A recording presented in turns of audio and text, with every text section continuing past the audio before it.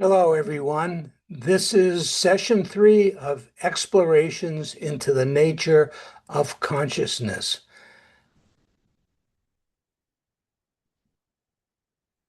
I forgot to turn on the record button before I started this session. I asked the audience if anybody had any questions from session 1 or session 2, and we had one question that somebody asked, what is meant by self-excitation? So, before we begin the formal part of the presentation, let's answer that question on self-excitation and also see if anybody else has any questions beyond that. Okay. Um, so, self-excitation is that it exists for itself.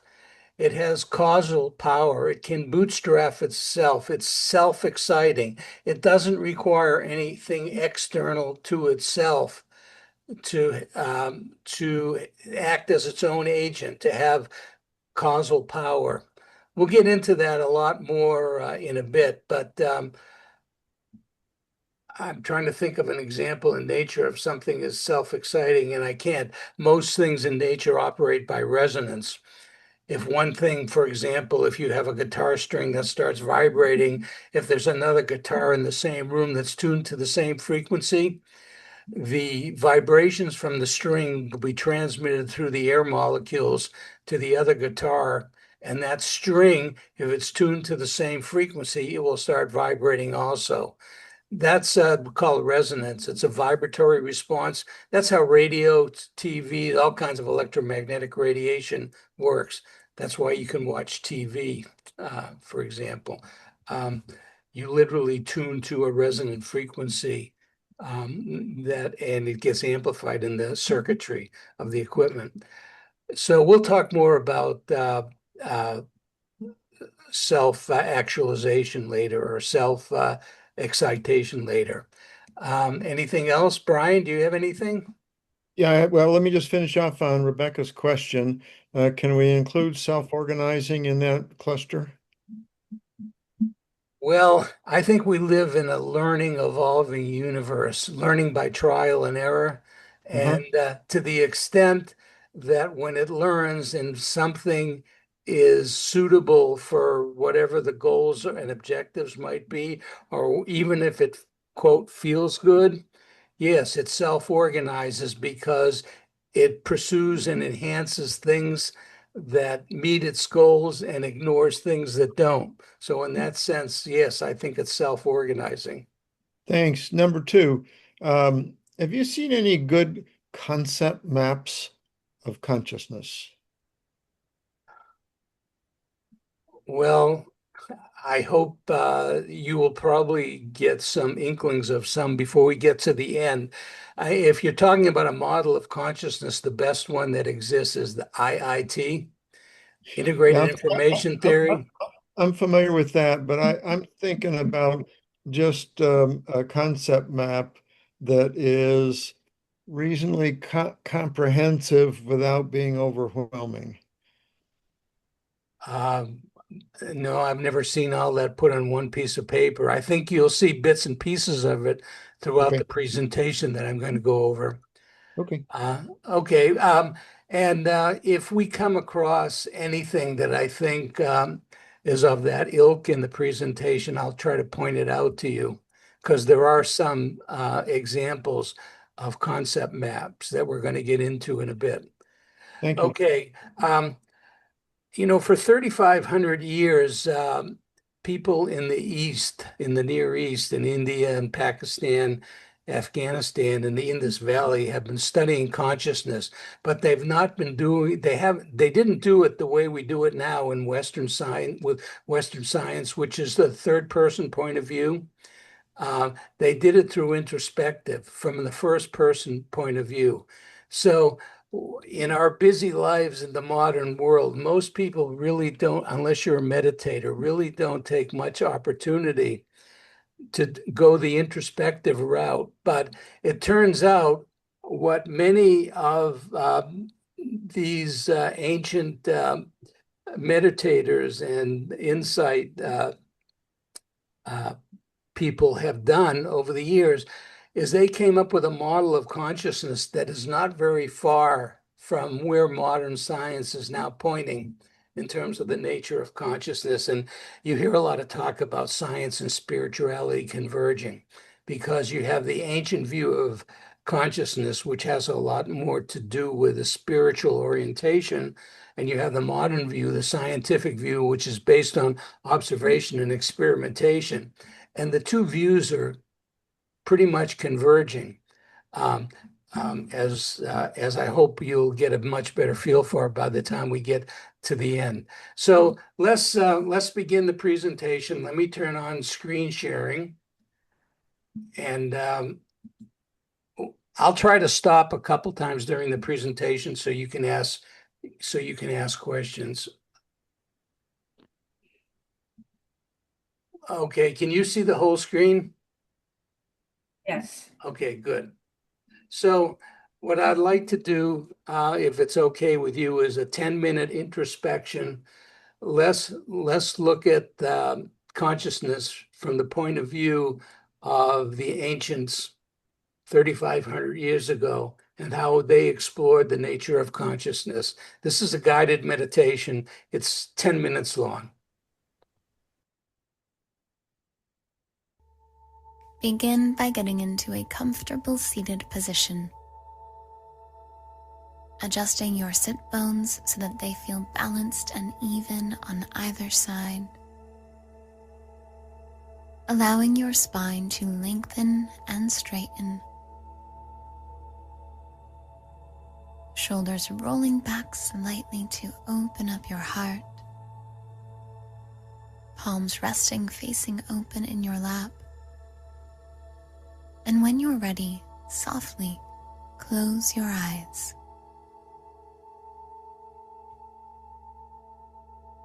Begin to tune in to your breath and your body. Allow your belly to expand on every inhale and contract on every exhale.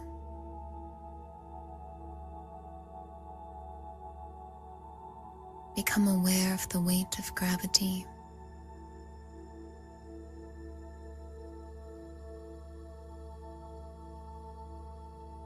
The points of contact between you and the surface on which you are seated.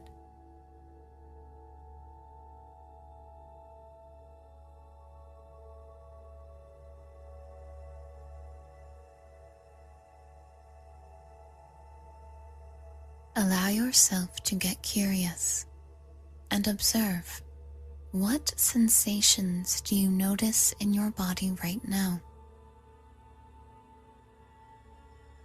Let your awareness flow freely as you simply become the curious observer, noticing without judgment.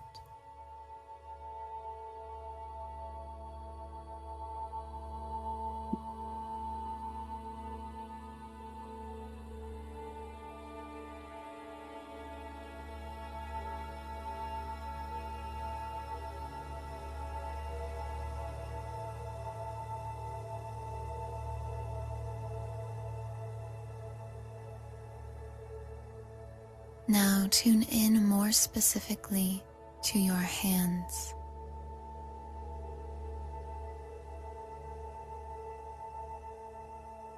Notice how they are capable of feeling non-physical sensations.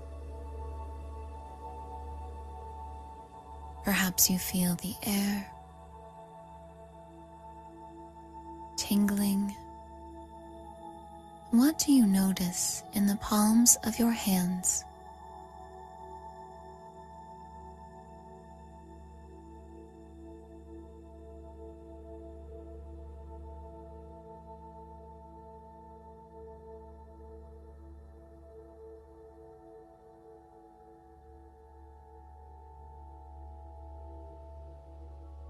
Let them become energy receptors, capable of noticing the energy field you are in. What can you feel about the energy in the palms of your hands? Get curious and allow what you notice without judgment.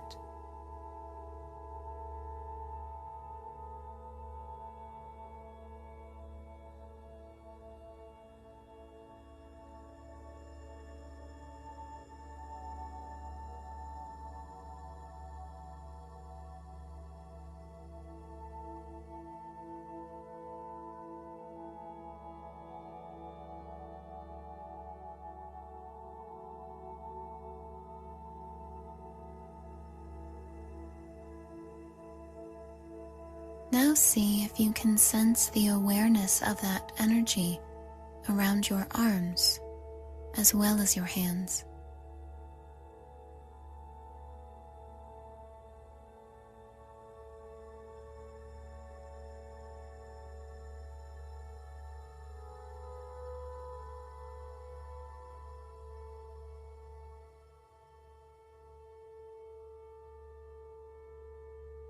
Let your awareness travel up into your shoulders and neck, feeling the energy around here, increasing your awareness of it, tuning in to these subtle sensations.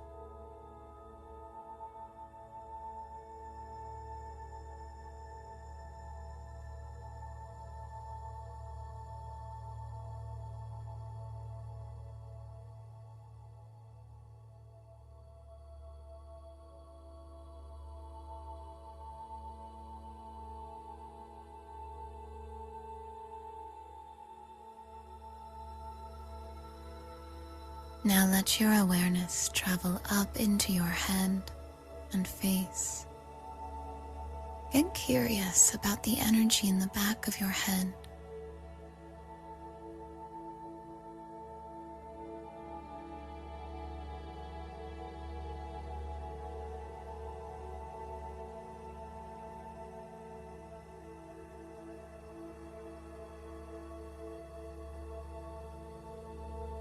And at the very front of your forehead, between your eyebrows.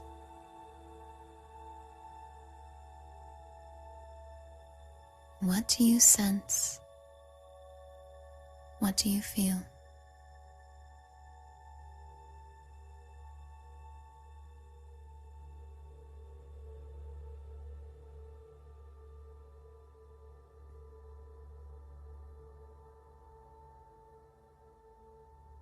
Let all of your awareness travel up here now, focusing on your third eye, the space between your brows, about 1/2 inch up and inward slightly.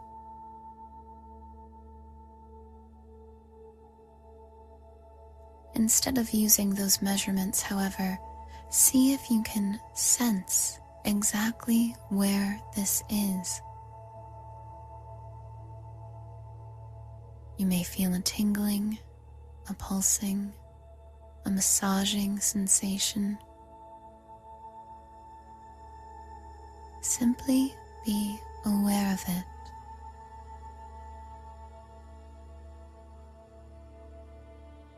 There's nothing else to do, but just allow your awareness to be present with it.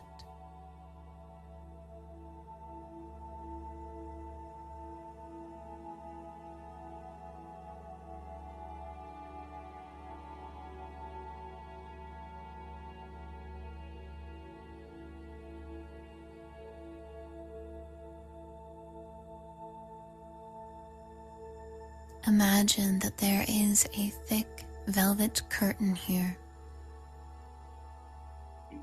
and use your imagination to pull the curtains open like you would see on a stage.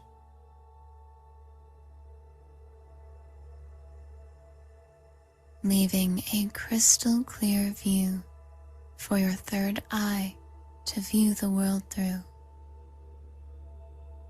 Imagine a bright open window here now.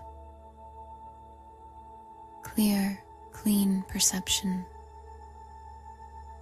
Increased third eye awareness.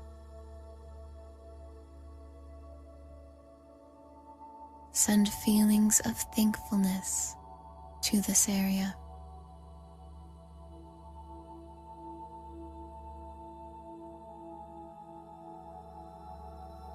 If you're seeing an image of some kind there, trust it. Say thank you to it. And thank your hands for helping you tap into the non-physical energy.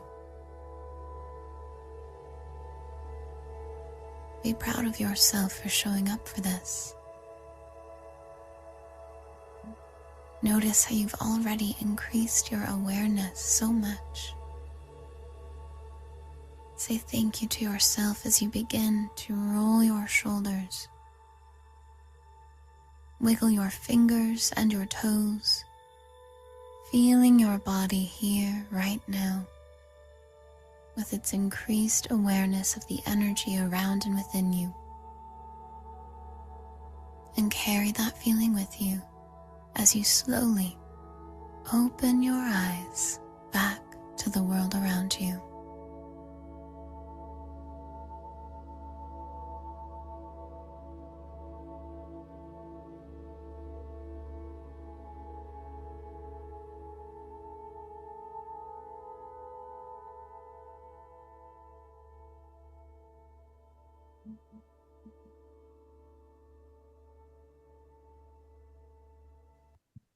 Well, I don't know how many people take the opportunity to really experience introspection, but most people are so involved in what's going on in their lives that they just experiencing it without thinking about what they're experiencing. And again, this is pretty ancient way to study consciousness from the inside, as opposed to from a third person perspective. So this slide is a review of what we covered last week, and we talked about the white crow phenomenon. If one white crow exists, then you prove the existence. You know that that possibility exists, and we already talked about these are things that people experience. This covers the range of human experiences, conscious experiences. I've mostly focused on things that can be measured empirically, and I haven't really talked too much about mystical experiencers or psi phenomena. And that's because there's controversy, because if you're a materialist, you even deny the existence of those experiences, like near-death experiences. Oh, it's caused by oxygen deprivation in the brain, these crazy experiences you have in that state, or, psi phenomena, oh, it really doesn't exist. It reminds me of Galileo in the 16th century when he went to the church founders with a new device called a telescope and said, look through this. Earth's not the center of the universe, and Jupiter has moons around it, and it orbits around the sun. And their response was, we don't have to look through your device because we know it can't possibly be true. So, people believe, their beliefs are very strong, and we're going to examine that quite a bit tonight. So, anyways, I am building the case over time away from materialism towards new metaphysics where consciousness is the fundamental aspect of the universe. It's in philosophy called the ontological primitive, of which everything else is based. And hopefully we will build enough evidence throughout this entire presentation that you will have a much better appreciation why everything is moving in that direction. So let's talk about behaviors and beliefs. When you talk about a property of something, a mental property, you're talking about archetypes. And why do they exist? Well, they're nature's motivators and survival mechanisms for a stable planetary ecosystem. You know, since life began on this planet and the way it evolved, everything was pretty stable, and it was all about survival. It was also about competition as well, but survival from, if you were prey, then you were concerned about your survival if there were any predators around for sure. And before animals had a brain, or when they had very simple brains, they had instinct, which is what an archetypal behavior really is. And they come in two forms. One that's inherited, are part of the genetic structure, a lot of people would say. The other part are learned behaviors, which are called beliefs, which is usually something you learn at a very early age, probably before you even reach adolescence. And beliefs are important because in a world that stayed pretty much the same over the eons, where there were the same kind of threats 10,000 years ago as, 200 years ago. If there's rustling of the grass stalks in bushes, you better know immediately whether you need to run or stand and fight, right? So you don't have to stop and think, well, how big was the rustle? How loud was it? And all those kinds of things to try to cognitively come to a conclusion, as to whether it was a threat or an opportunity in the bushes.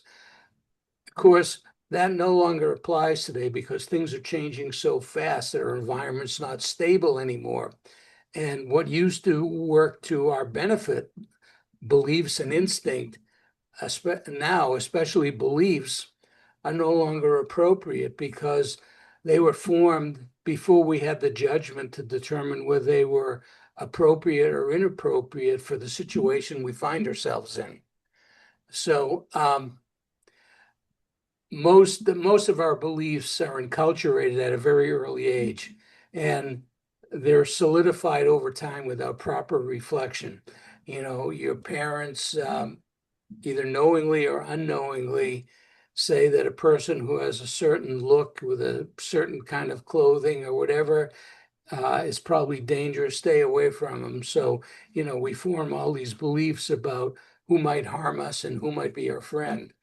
And once you get a belief, they're very hard to change. It takes a lot of effort, as I'm sure any psychologist would say. It takes a lot of self-examination, understanding what caused the belief, and whether or not it's still appropriate right now.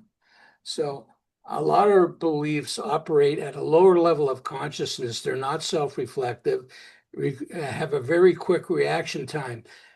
Something happens, you just do something. We all have triggers that will set us off without even thinking about it. And, again, in times when our environments changed very little, that they were great for survival reasons, but not so great anymore when we're constantly confronted with new situations which we've never experienced before. So, and of course, we have motivators, especially with regard to behavior, like anger, fear, pain. On the negative side, love, joy, and pleasure. On the positive side, will strengthen our beliefs, or weaken them, as the case may be. So anything that exists has properties. And if it has mental properties, again, they're called archetypes. And the sort of mental properties that we're stuck with. And different things in the world have different properties and therefore have different archetypes. But there's also not just individual archetypes, mental properties. There are also species archetypes and then cross-species archetypes. So there's a whole hierarchy. Okay, so let's talk about categories of experiments. You'll see why beliefs are so important in just a couple of minutes. And again, I mentioned this before. What do I mean by experience? What something feels like. What does the taste of a strawberry feel like? What does the color of a strawberry feel like? The beauty of a sunset, to be in love, anything like that. So it's what something feels like. And there's two kinds. There's perceptual, which are the external experiences, um, basically third person, anything that's outside of ourselves. And that usually means the sense organs are involved. And the other type of experiences are the endogenous experiences, like the one you just had when we did the meditation a couple of minutes ago. They're internal, they're what we call subjective or the first person point of view. And they involve things like thinking, emotions, feelings, intuitions, and so on. And you raised the question before, Rebecca, about self-excitations. And here we are again with this term. Experiences or self-excitations, they exist for themselves as well as for others. In other words, I have agency to change the course of my own actions as well as change the actions of something external to myself. We'll talk about that it's more in a minute. Another important point about experiences is that the way we experience things are qualitative. They're not quantitative. You know, science tells us that you can boil everything down to mass, charge, spin, momentum, energy, things like that. But those are really quantitative things that are descriptions of what we experience.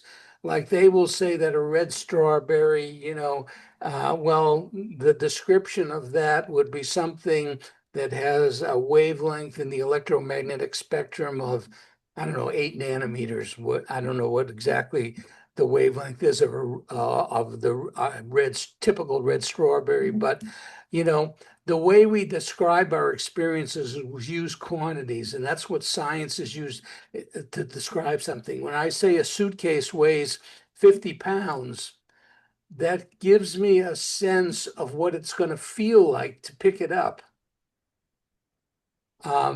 So it's a description of what an experience is. It's not the experience in itself. Experiences are much more difficult to describe. Try to come up with quantities that describe the beauty of a sunset or the feeling of love or, even the taste of a strawberry and see how difficult it is. So having the actual experience gives you much, much more information than any quantities you can come up with have. The next one, all experiences exist for themselves and have causal powers. If I think of a pink elephant, I have agency because I thought of a pink elephant. The pink elephant has no agency. It can't do anything. It's just something that I created. So we'll talk a lot more about that in a few minutes. That's a very important concept. And the other thing about subjective experiences, they're first-person experiences. So they're personal to whatever is having that experience. You can describe it, and human beings, which use language to describe experiences, although they do a very poor job of describing experiences, is as close as we can come to conveying to somebody else.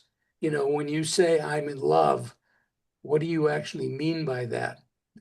Unless that other person could actually experience the feeling of love that you had for another person or, for a hobby or something you just learned, whatever it might be, it's impossible to know exactly what that other person is trying to convey unless you had the experience yourself. So it's the first person view. And that's one of the problems because science has no way of dealing with first person evidence because it has to be repeatable and it has to be objective. Many people with similar levels of expertise have to have a peer review and reach the same conclusion about what something actually means. So it's unfortunate that first person viewpoint or consciousness, we all think that we're conscious, and we think that you're conscious or I'm conscious because we know we have certain behaviors when things happen that are similar to what your behavior might be if that same thing happened to you. But we never know for sure exactly what goes on in that subjective experience of the person who's actually having the experience. I mentioned before that it's very difficult to put experience into word. If you look at to the right of the picture that I have up here, the beauty of a sunset, the variations of the experience of just watching a sunset is probably a number in the quintillions, which is 10 to the 18th power, or 10 followed by 18 zeros. So everybody who watches that same sunset will have a different experience. And the experience is based on their prior beliefs and their prior experiences. So what do we mean by perceptual experiences, third person point of view? Well, spatial extendedness, there's left, right, there's up, down, there's near and far. Temporal flow, in previously, in the future, or right now. They're objective because anything that's perceptual is a third person point of view. You're looking at something from the outside. You can't see the subjectivity. Color, sound, smells, textures, tastes, all these are examples of third person experiences, external experiences. What I'm pushing throughout this presentation is the filter view of consciousness, that the mind filters and acts as a reducing valve to all external experiences, that we don't see reality the way it really is. We see the way reality is that's necessary to guarantee our survival. And anything else that would interfere with the ability to guarantee our survival, nature hasn't given us the mechanisms to experience. I mean, a simple example is we don't see reality in the ultraviolet part of the electromagnetic spectrum. Bees, on the other hand, do, when they search for food. So we don't see reality the way it is. We see only a part of reality. And otherwise, the information overload, if we saw reality the way it actually existed, would be so great that we'd be, processing so much information, we'd never come to any conclusion, never do anything. We'll talk more about that in a minute. The other thing about external experiences or perceptual experiences, they're, for the most part, shared experiences with some individuation, which we'll talk about again in a minute. We all interpret our external experiences, our perceptual experiences, during the process of perception based on our beliefs and our archetypes and our prior experiences. That's very important, and you'll be an expert on that by the time we get done tonight. The Tiny Blue Dot Foundation is an organization. It's actually run by Christoph's Koch's wife right now. I can't think of her first name, but Christoph Koch is a brilliant neuroscientist, and he was the chief scientist at the Allen Brain Mind Institute in Seattle. And I believe at last count, they had about 750 PhDs studying the brain, mind, and consciousness. And his wife founded another organization called the Tiny Blue Dot, which is based on more psychological issues. She's a psychologist. And I believe that he's also the chief scientist of the Tiny Blue Dot. So his husband and wife team, both experts in their respective areas, psychiatry or psychology and brain, mind, and consciousness science. So let's watch this for a minute.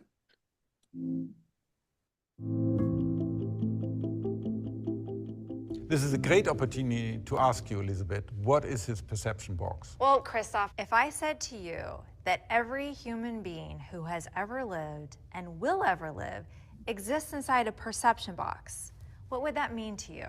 What would you say a perception box is?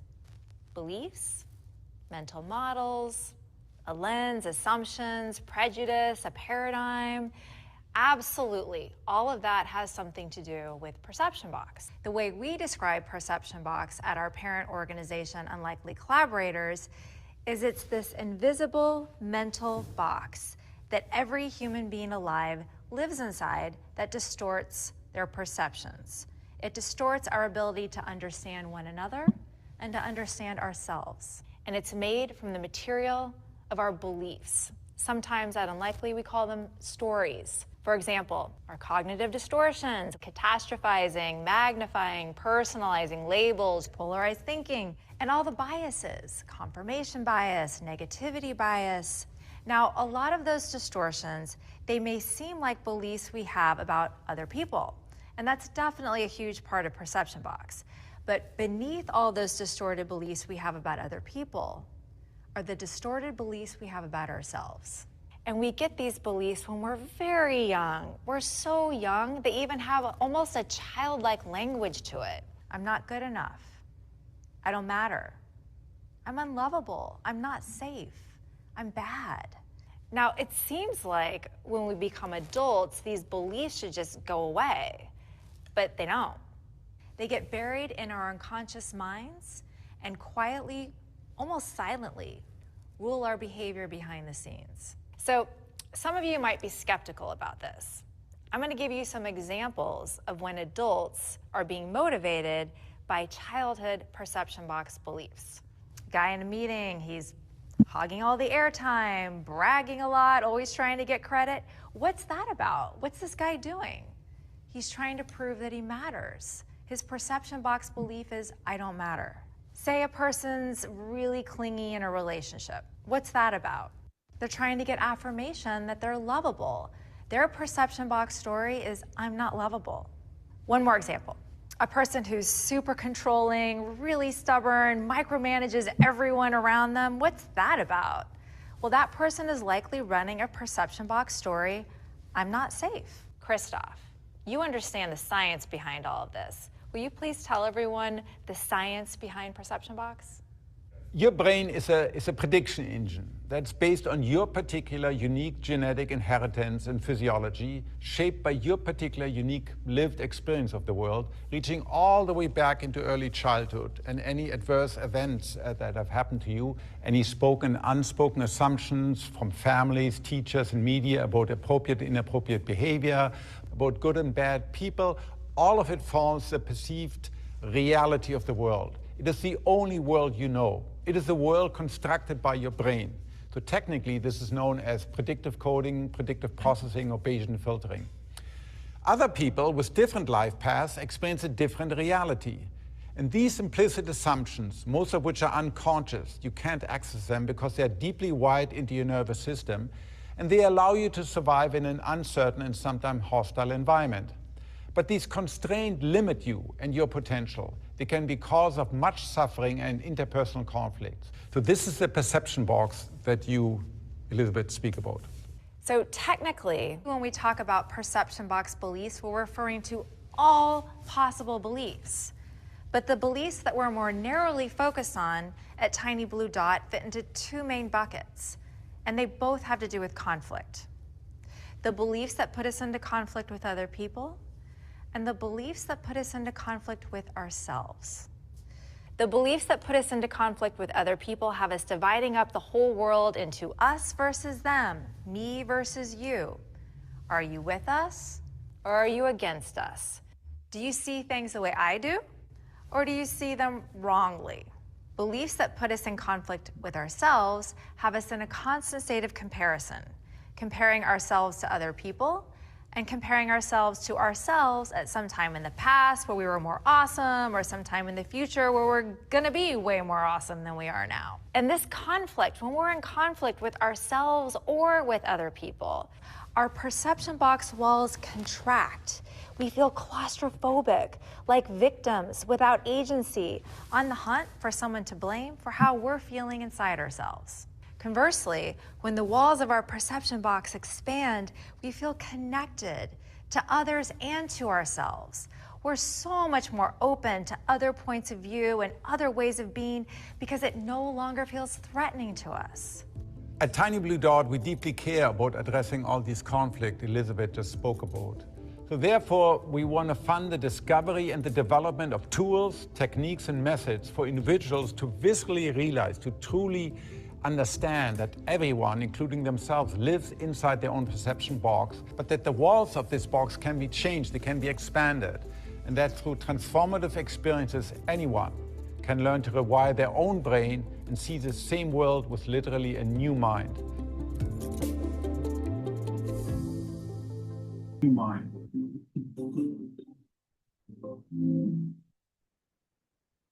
Okay, so basically, perceptual reality is an interface.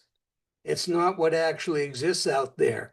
So we don't experience things out there as they actually are. We experience things as we are. And that's the key message on the bottom of this slide. And again, nature has given us that for a very practical reason. If we could experience everything exactly as it was, there would be an entropy overload. Too much information to process. I mean, you all probably have, if you have a laptop computer, if you happen to have it on your lap and it's doing a lot of processing, you'll notice the laptop will get hot. It takes energy to process information. The more information you're processing and the faster you're processing it, the hotter the laptop will get. That's why they have fans built in. And sometimes, you know, if a laptop has been processing a lot of information for some time and it starts heating up, the fans will come on to cool it down. So, you know, information takes energy, and it can deflect us from what's really important. So we filter everything based on our beliefs and our internal structures, you know, our archetypal behaviors and so on. So I'm going to show you another person in a few minutes, another video, Donald Hoffman, who talks about we don't see the world the way it really is, but we see well, he uses the computer desktop as a metaphor, because if you look on your desktop and you have a trash can where you move files into, I mean, obviously the trash can is not, when you move a file from your desktop into the trash can, you're not literally moving anything into a trash can. Below the surface, there's an operating system, and below that, there are gates which are either on or off. And there's a big string of ones and zeros that represent those on and off positions that are actually moving around. But if you had to pay attention at that lowest level to all those ones and zeros on the computer, instead of just worrying about moving the name of a file into the trash bin, you'd spend so much time just trying to get rid of that file with all those ones and zeros, you would never get anything accomplished. So in the same way, we view the external reality symbolically through an interface. Donald Hoffman also calls it a headset, like a three-dimensional headset you put on your head when you're playing a 3D game. Bernardo Kastrup uses another metaphor. He calls it the instrument panel in an airplane. We don't see reality the way it is. We see reality through an instrument panel. And the instrument panel corresponds to what's really going on out there as far as, you know, wind speed, temperature, humidity, and all the rest of the things, and how high you are above the ground. But we don't actually see those things in reality. We see something that's correlated with those things through the instrument panel. So we get a limited, very limited view of what reality actually is. And that's important to prevent entropy overload or too much information processing. So in other words, our brains operate as a reducing valve. And unfortunately, based on the belief systems and prior experiences, our interpretation of what we perceive varies based on what has come before. So here's a picture of a cat looking in the mirror, and this particular kitten um, sees himself as a very frightened, timid kitten, where on the other side, here's another kitten. He looks in the mirror and sees himself, sees a lion reflecting back, all based on, the way we experience the world from our prior experiences, our belief systems, and, things like that. So those were third person perspectives, looking externally, but there's also endogenous subjective experiences, and those are the internal experiences, like what we experienced when we did the meditation. It's all about the first person point of view. It's private. Uh, it provides meaning to whatever we're experiences. It's also shaped by archetypes and prior experiences. Um, and generally, it cannot be accurately described in quantities or words. It's qualities, and qualities can only be experienced. If you want to understand exactly what another person experienced, you have to experience it for yourself. Specious present, we'll get into that another time. That has to do with how we experience time. I think just in the interest of trying to complete the slides that I want to get through tonight, we'll skip that for a later point. So we talked in the previous session about there's two aspects to consciousness. There's the input side, being aware of something, where your consciousness is focused on something, and the intentionality side, the action side, the causality side, where you make something happen either to consciousness itself or to something external to its consciousness. Um, so, but, intentionality can be internal within itself, self-exciting. It doesn't have to be external. Okay, the qualities of endogenous experience, and notice the word qualities again. You can't put a number on these things. You can only experience them to fully appreciate what they mean. Try to explain what the taste of garlic is like to somebody. Try to come up with some words and just take a few seconds. How would you explain what garlic tastes like to somebody who never experienced garlic before? The closest thing you could do is try to find some analogy, like, well, have you ever tasted an onion or a pepper that has a strong taste? Well, garlic has a strong taste, but it also has a strong smell. And then you'd have to find another analogy to find, to describe what the smell might be like, and so on. And you go on and on and on forever without that person ever really having a good appreciation for what garlic tastes like if they've never experienced it for themselves. So the statement that I have on the bottom of this slide, physicalist science, and that means materialist science. Physicalist is the modern word for materialism, physicalism, has no good explanation for how felt experiences, any of these things on this slide, the feeling of love, the beauty of a sunset, the feeling of fear, boredom, and so on, how they can be generated by the brain. That's called the hard problem of consciousness, which we talked about before. There is no clue. There's a lot of assumptions about how that worked, but there's no evidence whatsoever that anybody has come up with to explain those experiences. Now, just to give you an example of the perception blocks, this is an example which I think shows it pretty clearly, based on prior experience, beliefs, things that archetype behavior and so on. Let's suppose we have a fire engine that's driving down the street in front of a house, and people are either sitting in the backyard or inside the house. They can't see the truck, but they hear this.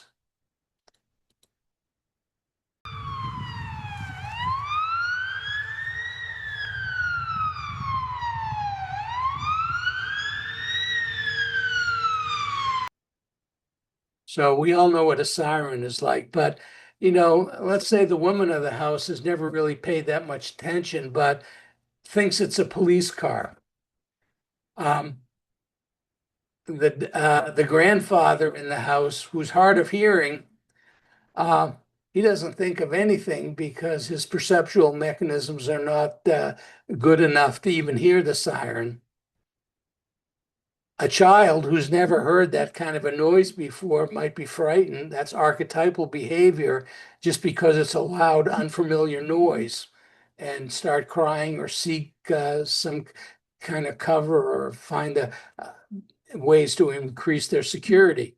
On the other hand, let's suppose the man of the house happens to be a firefighter, and he can distinguish the individual siren and thinks that it's a hook and ladder engine from firehouse number 3. So the bottom line here is that our perceptions are interpreted and based upon instinct, our archetypal behaviors, beliefs, and prior experiences. And the other thing about perceptions, by the way, is and this has pretty much been proven by neuroscience right now, perceptions cannot be separated from interpretation, and vice versa. You can't separate interpretation from perceptions.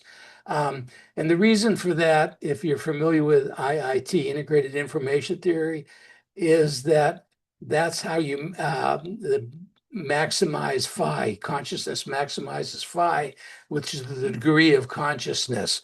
The maximum information occurs when perceptions and interpretations occur simultaneously. We'll talk more about IIT in the next session. Okay, so one of the things that's often talked about in cognitive sciences is neural correlates of consciousness, called NCCs. And it's pretty simple. So here is an individual who's looking at an image in the outside world of a man walking by his dog on a road next to a field. Inside the brain, there's various neural activity that's taking place. And, if you put enough probes in the brain or, through an EEG cap or fMRI or whatever, there would be certain neuronal networks within the brain that are firing. So those are called the NCCs, the neural correlates of consciousness. So there's clearly a correspondence between the perceptual experience that occurs in the outside world and the activity in the brain. But, correlation does not imply causation. Just because these neurons are firing in a certain pattern doesn't not mean that they created the man walking the dog in the outside world. So a specific NCC has a term which we'll talk about later called qualia.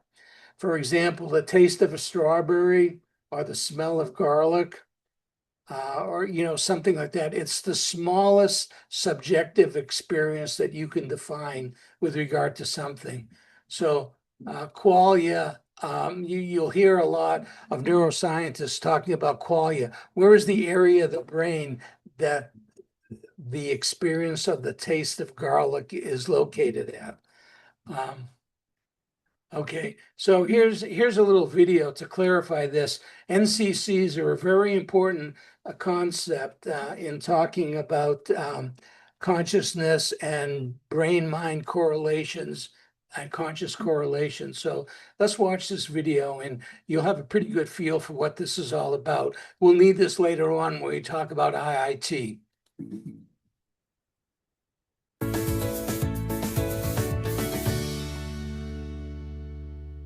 What are neural correlates of consciousness? Imagine trying to understand what happens in your brain when you see a bright red apple or feel happy after hearing good news. The secret lies in specific brain activity patterns that match these experiences. These patterns are called neural correlates of consciousness. They are the brain signals that happen when you are aware of something or feeling a certain way. Think of them as the brain's unique fingerprints for different conscious moments.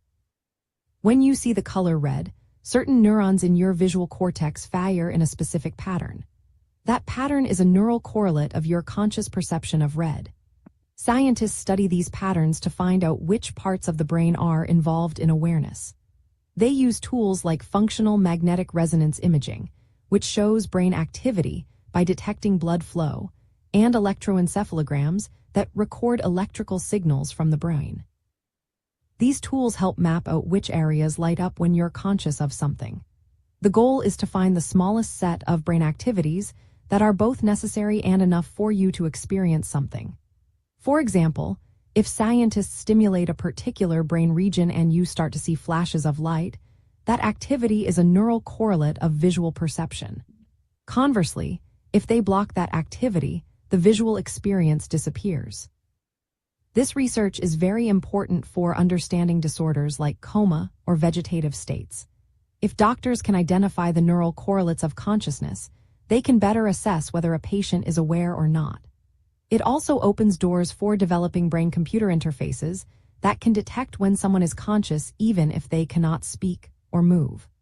These interfaces could help communicate with patients in a coma or improve treatments for brain injuries.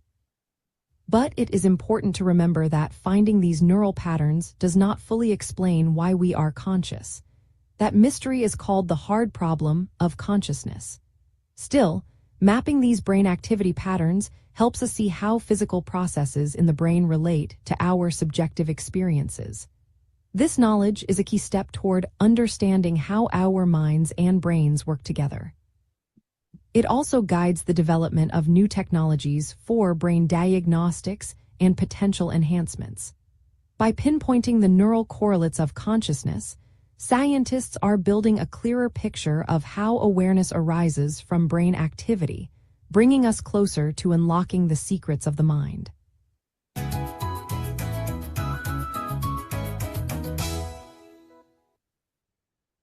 Another great miss. Okay.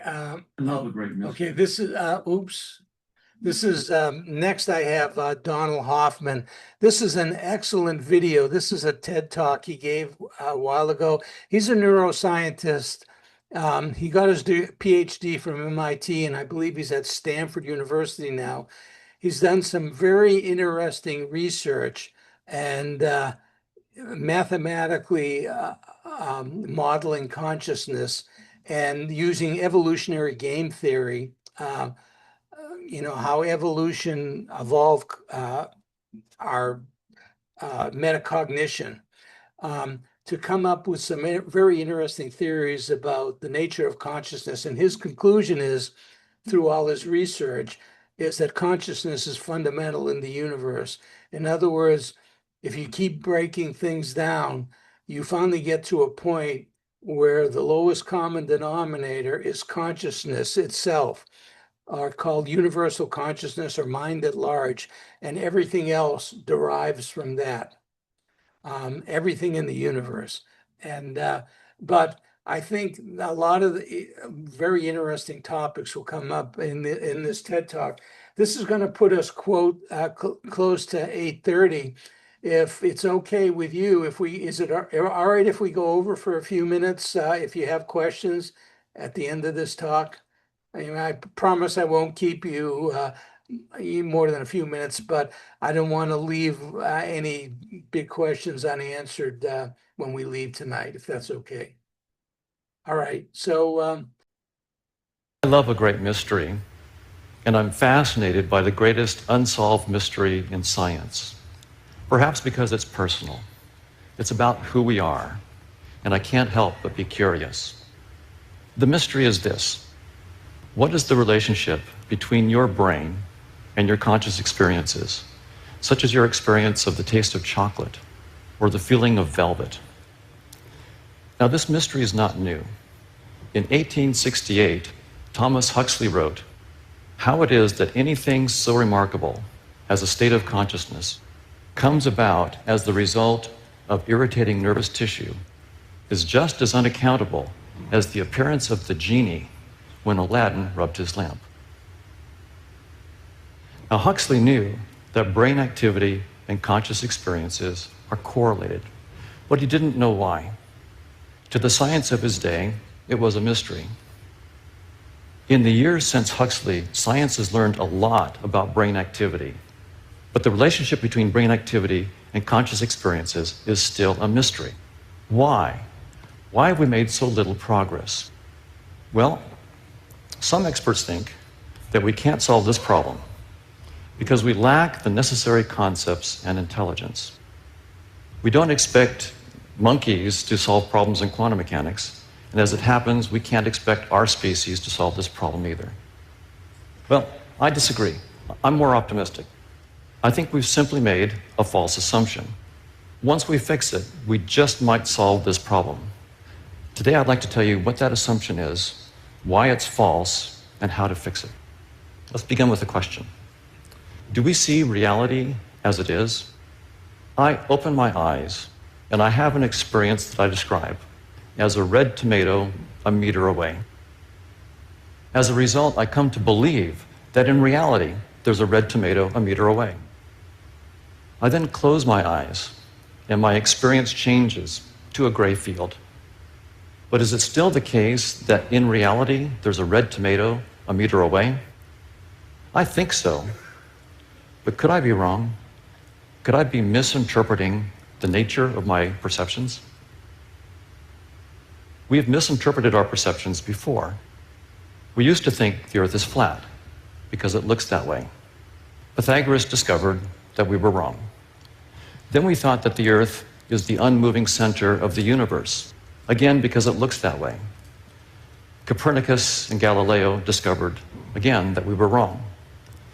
Galileo then wondered if we might be misinterpreting our experiences in other ways. He wrote, "I think that tastes, odors, colors, and so on reside in consciousness.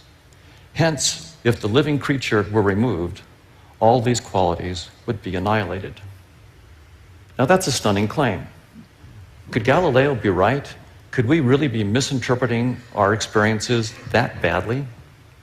What does modern science have to say about this? Well, neuroscientists tell us that about a third of the brain's cortex is engaged in vision. When you simply open your eyes and look about this room, billions of neurons and trillions of synapses are engaged. Now, this is a bit surprising because to the extent that we think about vision at all, we think of it as like a camera that just takes a picture of objective reality as it is. Now, there is a part of vision that's like a camera. The eye has a lens that focuses an image on the back of the eye where there are 130 million photoreceptors. So the eye is like a 130 megapixel camera. But that doesn't explain the billions of neurons and trillions of synapses that are engaged in vision. What are these neurons up to?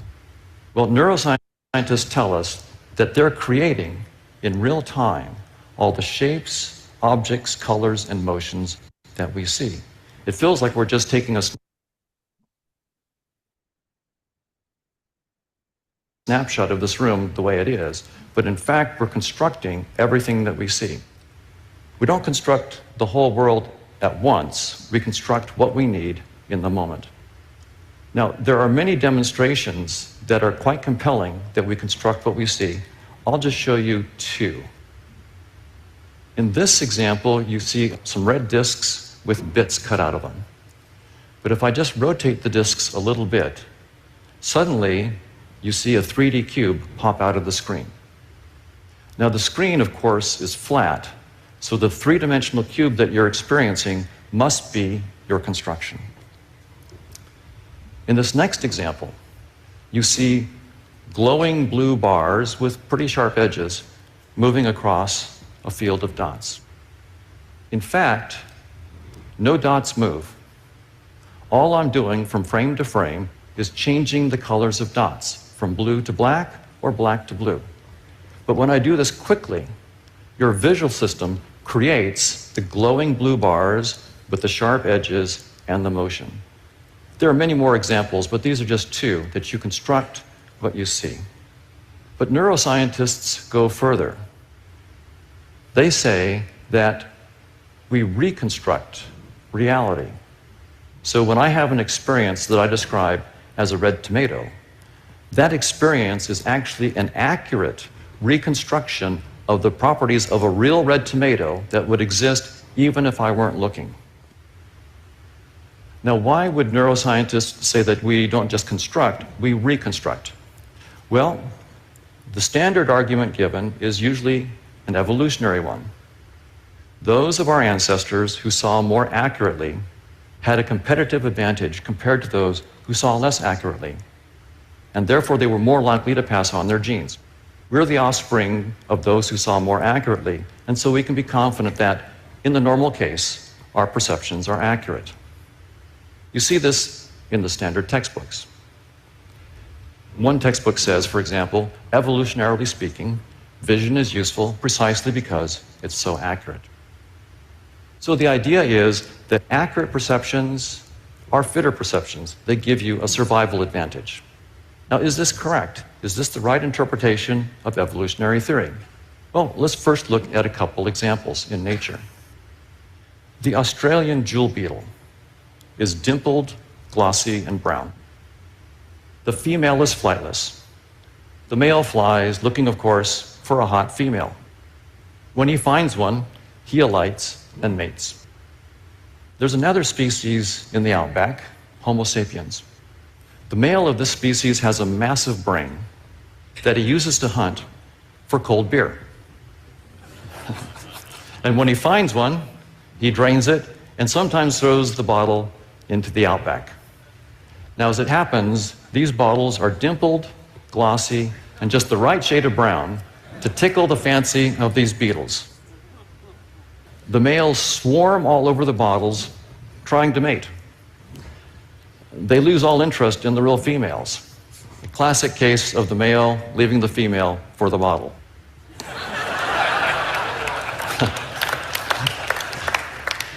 The species almost went extinct. Australia had to change its bottles to save its beetles. Now, the males had successfully found females for thousands, perhaps millions of years. It looked like they saw reality as it is, but apparently not. Evolution had given them a hack.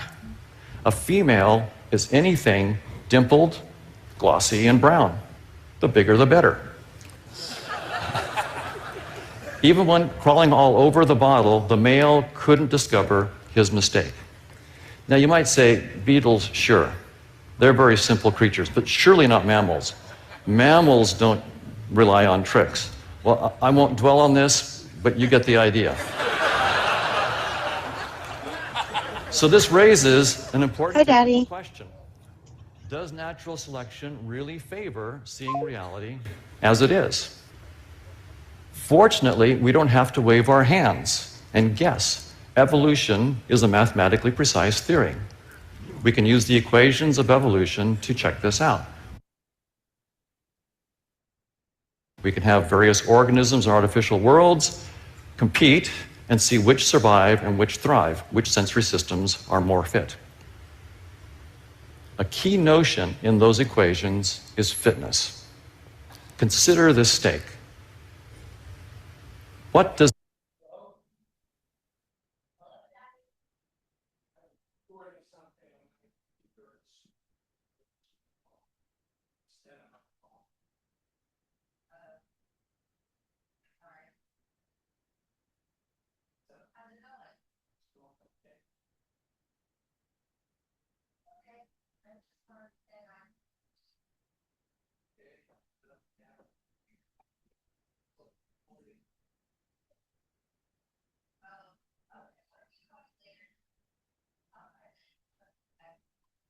this steak do for the fitness of an animal? Well, for a hungry lion looking to eat, it enhances fitness. For a well-fed lion looking to mate, it doesn't enhance fitness. And for a rabbit, in any state, it doesn't enhance fitness. So fitness does depend on reality as it is, yes, but also on the organism, its state, and its action. Fitness is not the same thing as reality as it is, and it's fitness and not reality as it is that figures centrally in the equations of evolution. So in my lab, we have run hundreds of thousands of evolutionary game simulations with lots of different randomly chosen worlds and organisms that compete for resources in those worlds. Some of the organisms see all of the reality, others see just part of the reality, and some see none of the reality, only fitness.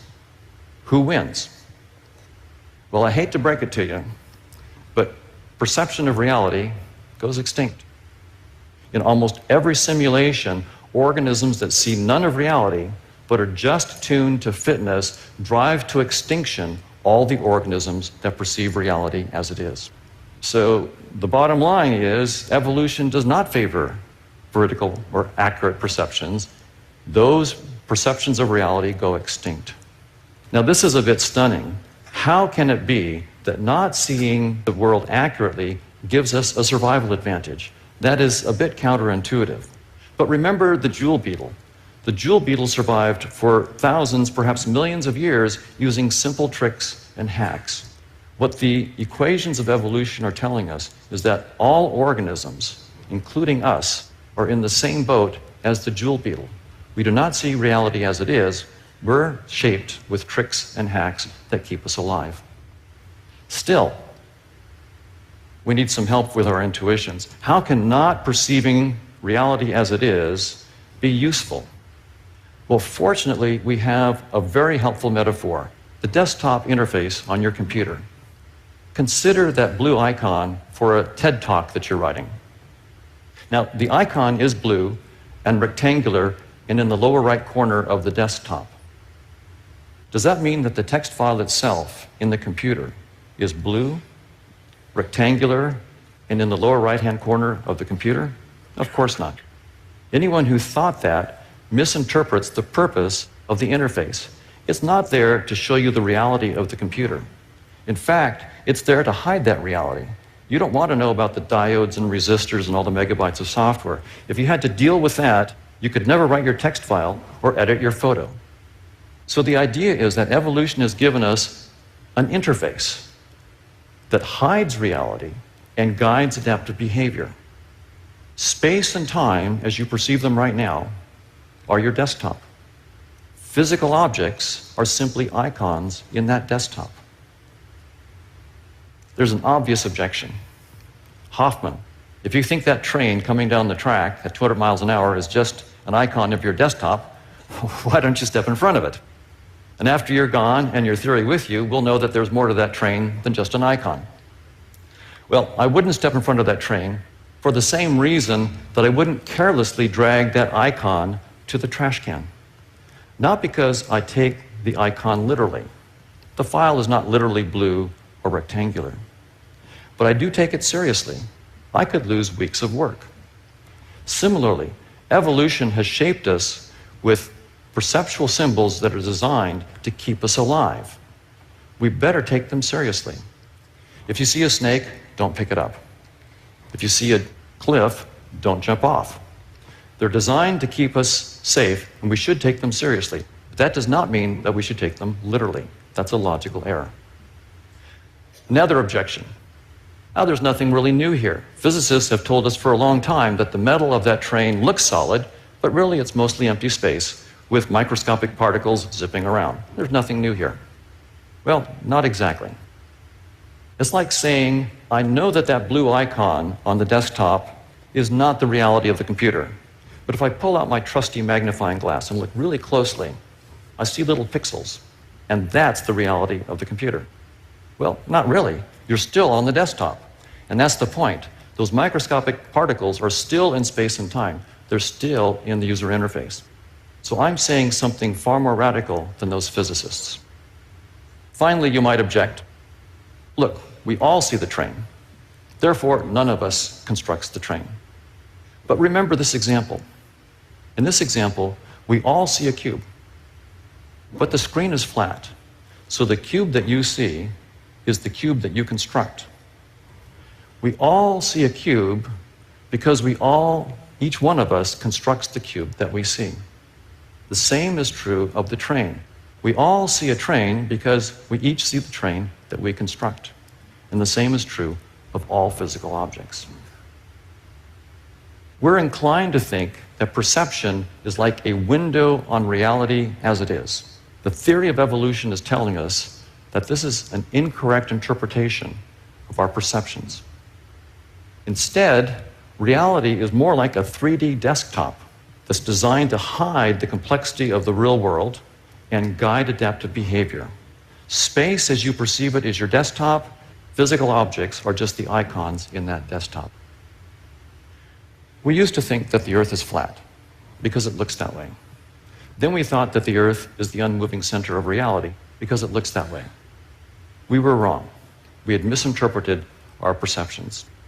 Now we believe that space-time and objects are the nature of reality as it is. The theory of evolution is telling us that once again, we're wrong. We're misinterpreting the content of our perceptual experiences. There's something that exists when you don't look, but it's not space-time and physical objects. It's hard for us to let go of space-time and objects as it is for the jewel beetle to let go of its bottle. Why? Because we're blind to our own blindnesses. But we have an advantage over the jewel beetle, our science and technology. By peering through the lens of a telescope, we discovered that the Earth is not the unmoving center of reality. And by peering through the lens of the theory of evolution, we discovered that space-time and objects are not the nature of reality. When I have a perceptual experience that I describe as a red tomato, I am interacting with reality. But that reality is not a red tomato and is nothing like a red tomato. Similarly, when I have an experience that I describe as a lion or a steak, I'm interacting with reality, but that reality is not a lion or a steak. And here's the kicker. When I have a perceptual experience that I describe as a brain or neurons, I am interacting with reality, but that reality is not a brain or neurons, and it's nothing like a brain or neurons. And that reality, whatever it is the real source of cause and effect in the world. Not brains, not neurons. Brains and neurons have no causal powers. They cause none of our perceptual experiences and none of our behavior. Brains and neurons are a species-specific set of symbols, a hack. What does this mean for the mystery of consciousness? Well, it opens up new possibilities. For instance, perhaps reality is some vast machine that causes our conscious experiences. I doubt this, but it's worth exploring. Perhaps reality is some vast interacting network of conscious agents, simple and complex, that cause each other's conscious experiences. Actually, this isn't as crazy an idea as it seems, and I'm currently exploring it. But here's the point. Once we let go of our massively intuitive, but massively false assumption about the nature of reality, it opens up new ways to think about life's greatest mystery. I bet that reality will end up turning out to be more fascinating and unexpected than we'd ever imagined.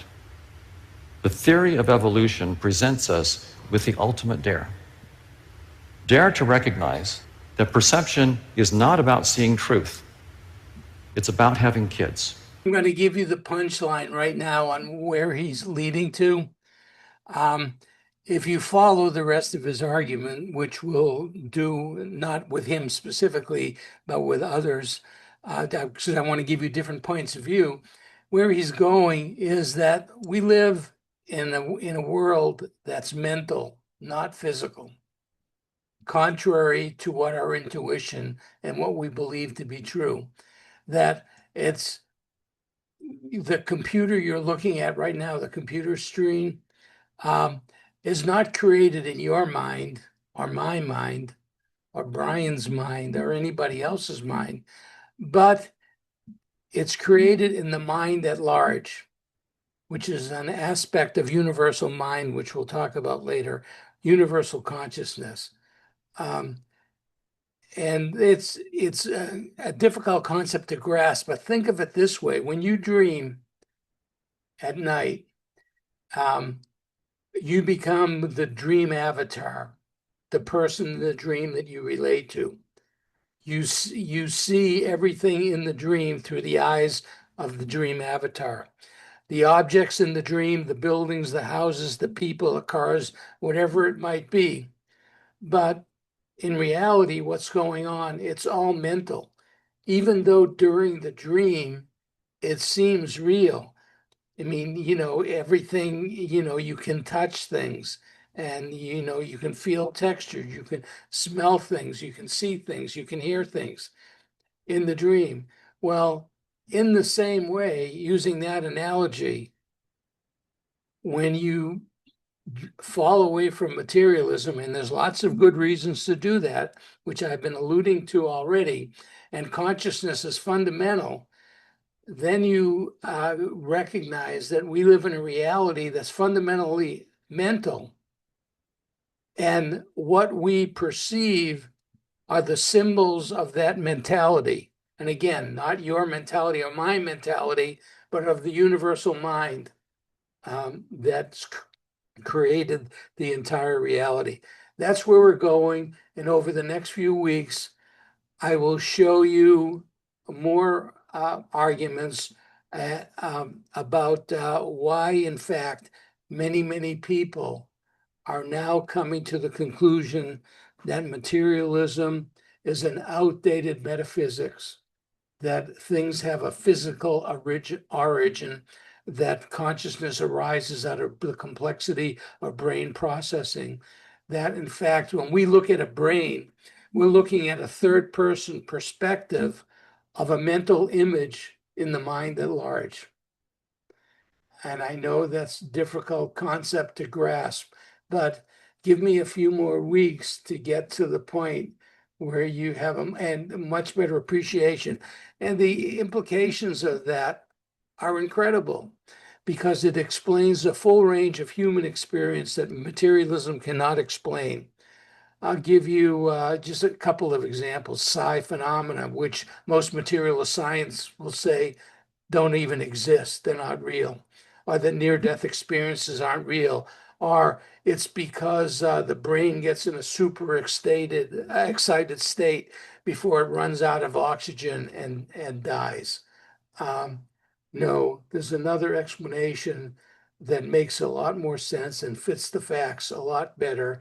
And there's a lot of empirical evidence to back up a lot of this stuff. So with that, I'm going to end, but